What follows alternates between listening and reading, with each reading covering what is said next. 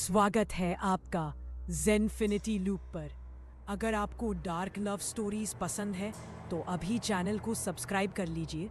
तो चलिए कहानी शुरू करते हैं। विराट सोफे पर बैठा था, हाथ में विस्की का ग्लास, और उसकी नजरें सिया पर टिकी। वो धीरे से उठा, हर कदम की आहट सिया के दिल की धड़कनों को और तेज कर रही थी। वो उसके सामने आकर ठहर गया, गहरी और भारी आवाज में बोला, देखो सिया, कैसी लग रही हो, जैसे सिर्फ मेरे लिए बनी हो। सिया ने कांपती आवाज में कहा, विराट जी, ये सही नहीं है। आप मुझे यहाँ जबरदस्ती लाए हैं, मैं कैदी नहीं हूँ। विराट ने उसका चेहरा अपनी उंगलियों से उठाया। उसकी ठंडी नजरें सिया की आंखों में गड़ गई। कैद? अगर ये कैद है सिया, तो याद रखो, ये कैद तुम्हारे लिए सजा नहीं, मेरी दी हुई हिफाजत है।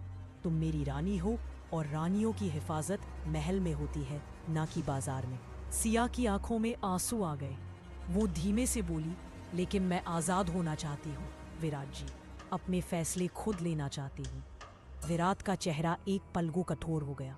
वो उसके और पास झुका, उसकी सांसें सिया के चेहरे को छू रही थी। सिया, तुम्हारे फैसले, तुम्हारी जिंदगी का हर फैसला अब मेरा है। तुमने मुझे अपना पति चुना है, तो अब तुम्हारा होना सिर्फ और सिर्फ मेरा हक है। सिया का दिल बुरी तरह धड़क रहा था। उसके लिए विराट का प्यार अब पनाह भी था और पिंजरा भी। वो पल भर को चुप रहा, फिर उसके आंसू पोंछते हुए फुसफुसाया, तुम जितनी बार मुझसे दूर जाने की सोचोगी, उतनी ही बार मैं तुम्हें और करीब खींच लूंगा, समझी तुम? सिया ने कांपते हुए सिर हिला दिया, पर उसके मन में सवाल अब भी गूंज रहा था। क्या ये प्यार है या एक ऐसी कैद जिससे निकल पाना नामुमकिन है? विराट सोफे पर जाकर ढहसा गया। हाथ में आधा भरा विस्की का गिलास था, जिसकी गहरी महक पूरे कमरे में घुल चुकी थी। उसने बिना कुछ कही एक ही सांस में गिलास खाली किया और फिर बोतल से दोबारा भर लिया। सिया चुपचाप खड़ी थी, जैसे पत्थर की मूर्ति। उसकी नजरें विराट पर थीं, मगर आवाज गले में अटक रही थी। आखिरकार उसने हिम्मत जुटाई, विराट जी, माँ पापा चिंता करेंगे अगर मैं घर नहीं गई तो। विराट ने कुछ नहीं कहा, सिर्फ अपनी जेब से मोबाइल निकाला, नंबर मिलाया और सिया की आंखों में देखते हुए स्पीकर ऑन कर दिया। फोन के उस पार से आवाज आई, नमस्ते दामाद जी। विराट की आवाज धीमी मगर भारी थी। नमस्कार पापा जी, मैं और सिया कुछ दिनों के लिए बाहर जा रहे हैं। सिया का दिल धड़कना भूल गया। उसके पापा ने सहज स्वर में जवाब दिया, ठीक है बेटा, अपना और सिया का ख्याल रखना।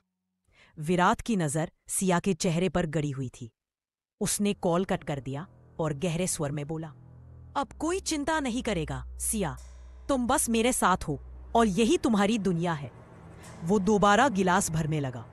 शराब की धार गिलास में गिरते हुए भी सिया के दिल की धड़कनों जैसी लग रही थी, बेकाबू और बेचैन। सिया ने धीमी कांपती आवाज में कहा, विराट जी, आप इतना क्यों पी रहे हैं? आपने पहले कभी मेरे सामने इतना नहीं पिया। विराट ने सिर उठाया। उसकी आंखें लाल थीं, जैसे गुस्से और दर्द की आग उसमें सुलग रही हो। वो एक पल चुप रहा, फिर बर्फ जैसी ठंडी आवाज में बोला, क्योंकि आज मेरा मन कर रहा है। गिलास होंठों से लगाते हुए उसने नजरें सिया से नहीं हटाईं। उसकी आंखों में एक अजीब सी प्यास थी, प्यार की भी और हक की भी। सिया का दिल कांप उठा। उसे समझ नहीं आ रहा था कि ये विराट का प्यार है या उसका जुनून, जो धीरे धीरे उसकी जिंदगी को अपनी गिरफ्त में ले रहा है। सिया की कांपती आवाज कमरे की खामोशी को चीर गई। बस कीजिए विराट जी, और कितनी पिएंगे आप? शराब आपकी सेहत के लिए ठीक नहीं है। विराट ने उसकी तरफ देखा और उसके होठों से एक डरावनी ठंडी हंसी निकली। वो धीरे धीरे सोफे से उठा, विस्की की ग्लास टेबल पर पटक दी। कांच के टकराने की आवाज ने सिया का दिल और जोर से धड़का दिया। विराट उसके करीब आया। उसकी आंखों में पागलपन और दर्द का तूफान था। वो धीमे स्वर में बोला, सिया, तुम्हें लगता है कि मुझे अपनी सेहत की परवाह है? नहीं, मुझे तो सिर्फ तुम्हारी परवाह है। तुम ही मेरी दुनिया हो, मेरा सब कुछ। सिया की आंखें भीगी। उसने कांपते स्वर में कहा, विराट जी, मैं तो बस अपनी जिंदगी के फैसले खुद लेना चाहती हूँ, अपने दम पर जीना चाहती हूँ। विराट का चेहरा कठोर हो गया। वो झुककर सिया की आंखों में गुस्से से देखने लगा, और मुझसे दूर जाने का फैसला भी तुम्हारा ही है ना सिया? सिया हड़बड़ा गई, आंसू गिरते हुए बोली, नहीं विराट जी, मैं आपसे दूर नहीं जा रही। बस मैं अपने परिवार की जिम्मेदारी खुद उठाना चाहती हूँ। विराट की सांसें भारी हो गई। उसकी आवाज कांपते हुए गुस्से और दर्द से भरी थी। तुम कहती हो दूर नहीं जा रही, लेकिन सच तो ये है सिया, तुम कभी मेरे पास आई ही नहीं। मैं पागलपन की हद तक तुम्हें चाहता हूँ, लेकिन तुम्हारे लिए मैं हमेशा बस एक जबरदस्ती का रिश्ता हूँ। सिया की आंखें फैल गईं। वो कुछ कहना चाहती थी, उसके होठों पर शब्द आकर ठिठक गए। ऐसा नहीं है विराट जी, वो रुक गई। दिल के अंदर छिपा सच जुबान तक आया कि उसे भी विराट से मोहब्बत हो गई है, पर वो चुप रह गई। विराट ने उसकी खामोशी पढ़ ली। वो अचानक उसके और करीब आ गया, अपने हाथों से सिया के गालों को धीरे धीरे छुआ। उसके स्पर्श में आग थी, अधिकार था, पागलपन भरा प्यार था। उसने धीमे भारी स्वर में कहा, मैं तुमसे बहुत प्यार करता हूँ सिया, इतना कि इस पागलपन में खुद पर काबू नहीं रख पाता। तुम नहीं जानती, अगर विराट सिंघानिया की बात ना मानी जा तो वो क्या कर बैठता है। उसने सिया को अपनी तरफ खींच लिया, उसके कांपते बदन को अपनी बाहों में कैद करते हुए उसके चेहरे से गिरते बालों को पीछे किया और मदहोश नजरों से बोला, तुम कितनी खूबसूरत हो सिया। जब से मैंने तुम्हें देखा है, मेरी नजरें किसी और को देखने का मन ही नहीं करती। तुम बिल्कुल चांद का टुकड़ा हो। सिया की सांसें अटक गई। वो जानती थी कि विराट का ये प्यार अब मोहब्बत की हद से बढ़कर एक ऐसी कैद बन चुका है जहां उसके लिए इनकार करने की कोई गुंजाइश नहीं थी। विजय अपने कैबिन की आरामदायक कुर्सी पर झुका बैठा था। कमरे में हल्की रोशनी थी और टेबल पर जलती सिगरेट की राख धीरे धीरे गिर रही थी। तभी उसका फोन बजा। उसने एक शातिर मुस्कान के साथ कॉल रिसीव किया। कहाँ हो विजय, मेरा फोन क्यों नहीं उठा रहे? एक औरत की आवाज में बेचैनी थी। विजय की आंखों में हल्की नरमी आई, लेकिन होठों पर वही डरावनी मुस्कान कायम रही। कुछ नहीं मेरी जान, बस ऑफिस के काम में फंसा था। तुम जानती हो सब छोड़ सकता हूँ, पर तुम्हें नहीं। वो लड़की झुंझला कर बोली, काम ही तुम्हें सब कुछ लगता है, तुम्हें मेरी फिक्र नहीं है। विजय धीमे से हंस पड़ा। उसकी आवाज में एक अजीब सा गहरा प्यार और पागलपन था। नाराज मत हो मेरी जान, तुम मेरे लिए सबसे खास हो।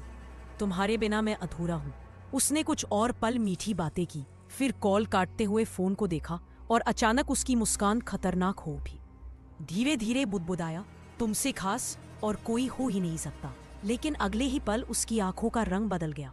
उनमें गुस्सा और साजिश की आग जन उठी। विजय ने तुरंत एक और नंबर मिलाया। टीना, कब तक तुम विराट को अपने जाल में फंसाओगी? फोन के उस पार से टीना की ठंडी आवाज आई, सर इतना आसान नहीं है। विराट उतना सीधा नहीं जितना दिखता है, पर मैं कोशिश कर रही हूँ, बहुत जल्द। विजय मेज पर हाथ मारते हुए गरजा, मुझे कोशिश नहीं, नतीजे चाहिए। जब तक सिया विराट से अलग नहीं होगी, हम उसे तोड़ नहीं पाएंगे। और मुझे विराट सिंघानिया को टुकड़ों में देखना है। उसकी तरफ ही मेरी जीत होगी। टीना धीमी आवाज में बोली, ठीक है सर, मैं जल्द ही ऐसा खेल खेलूंगी कि सिया और विराट के बीच हमेशा के लिए दूरियां पैदा हो जाएंगी। विजय की आंखें चमक उठी, होंठों पर वही खतरनाक मुस्कान लौट आई। यही तो चाहिए मुझे, अंधेरे का खेल। याद रखना टीना, प्यार का सबसे गहरा जहर वही है जो दिल से नहीं, जुनून से पैदा हो। कमरे में अजीब सी सर्द हवा फैल गई। विजय की आंखों में पागलपन और जुनून का मिलाजुला तूफान था। खेल अब और गहरा होने वाला था। सिंघानिया मेंशन की रात। भारी झूमर की रोशनी में दादी धीरे धीरे कदम बढ़ाती हुई आराध्या के कमरे में पहुंची। आराध्या किसी से फोन पर धीमी आवाज में बात कर रही थी, लेकिन जैसे ही उसकी नजर दादी पर पड़ी, उसने तुरंत कॉल कट कर दिया। दादी, आप इतनी देर रात, सब ठीक है ना? आराध्या ने जल्दी से मुस्कुराने की कोशिश की, मगर उसके चेहरे पर हल्की बेचैनी थी। दादी ने उसके चेहरे को गौर से देखा, फिर थकी आवाज में बोली, कुछ नहीं बेबी, बस नींद नहीं आ रही थी। समझ नहीं पा रही हूँ, जितनी कोशिश हमने विराट और सिया के रिश्ते को संभालने की, उतना ही वो रिश्ता उलझता जा रहा है। आराध्या के चेहरे पर चिंता उतर आई। दादी, आप मुझे डरा रही हैं, सब ठीक तो है? दादी की बूढ़ी आंखें जैसे अंधेरे को चीर रही हो। नहीं बेटी, मेरी आंखें उम्र की वजह से कमजोर जरूर हो गई हैं, पर धोखा नहीं खाती। सिया का इस तरह बार बार अपने मायके जाना, ये यूं ही नहीं हो सकता। जरूर कोई बात है जो वो छुपा रही है। आराध्या ने धीरे से दादी का हाथ थामा और बोली, दादी, मैंने खुद देखा है, सिया के दिल में भी विराट के लिए जगह है। उसकी आंखों में वो डर नहीं, प्यार की चमक है। आप देखिएगा, एक दिन सब ठीक हो जाएगा। दादी ने गहरी सांस ली और सिर हिलाया। हाँ बेटी, अगर तेरी बात सच निकले तो मेरी आखिरी दुआ भी पूरी हो जाएगी। आराध्या कुछ पल चुप रही, फिर धीमी आवाज में बोली, दादी एक और बात बतानी थी। अब मुझे वापस अमेरिका जाना है। पापा को बिजनेस में मेरी मदद चाहिए। दादी के चेहरे पर हल्का धक्का सा लगा। क्या, इतनी जल्दी बेटी? कुछ दिन और रुक जा। आराध्या ने नजरें झुका ली। उसकी आंखों में जैसे कोई छुपा हुआ राज चमका। जल्दी ही हम सब लोग भारत वापस आ जाएंगे दादी, और तब हमेशा यही रहेंगे। दादी की बूढ़ी आंखों में एक अनकहा सुकून उतर आया। सच कह रही है ना तू? आराध्या ने मुस्कुराते हुए धीरे से कहा, हाँ दादी, आज ही पापा ने सिद्धार्थ अंकल से बात की है। अब हम सब इंडिया में ही रहेंगे हमेशा। दादी की आंखों में खुशी छलक उठी, लेकिन कमरे की खामोशी में एक अजीब साया भी था, जैसे इस वादे के पीछे कोई ऐसा रहस्य छुपा हो जो आने वाले समय में सिंघानिया मैंशन को हिला देगा। अगर आपको ये कहानी पसंद आई तो सब्सक्राइब जरूर करें। अगला पार्ट मिस मत करना।